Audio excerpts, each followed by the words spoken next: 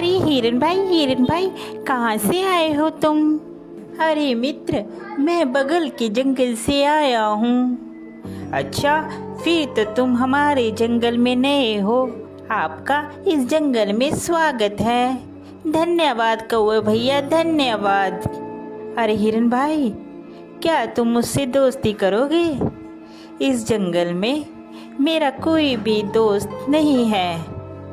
क्यों नहीं कौवे भैया, मैं आपसे ज़रूर दोस्ती करूँगा। कौवे और हिरन की दोस्ती हो जाती है। वह जहाँ भी जाते एक साथ जाते और जहाँ भी घूमते साथ साथ घूमते। एक दिन उन दोनों के ऊपर लोमड़ी की नज़र पड़ी। अरे कितना स्वादिष्ट हिरन है, ये हरी हरी घास खाता है। मेरा तो दिल करता है कि मैं इसका शिकार करूं और इसको खा जाऊं। फिर एक दिन कौवा और हिरन आपस में बात कर रहे थे। मन ही मन ललचा रहा था कि कैसे मैं हिरन का शिकार करूं।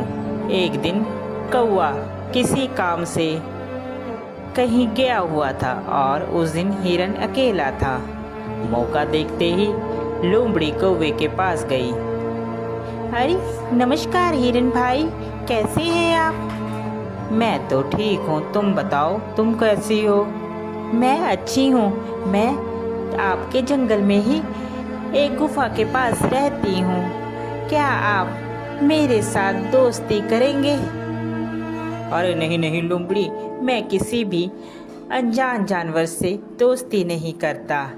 जिसके बारे में मैं जानता हूँ सिर्फ मैं उसी से दोस्ती करता हूँ।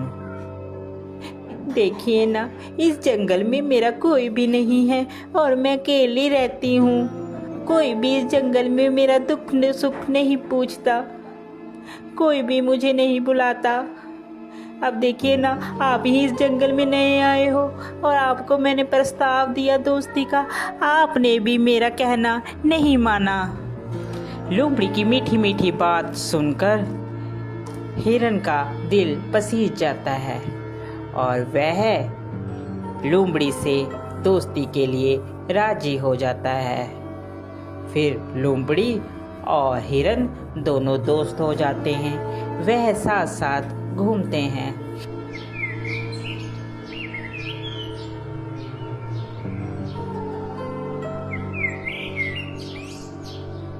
अभी हिरन मित्र, एक बात बोलूं, मुझे जंगल में एक जगह मालूम है जहाँ पर बहुत सारा तुम्हारे लिए खाना है।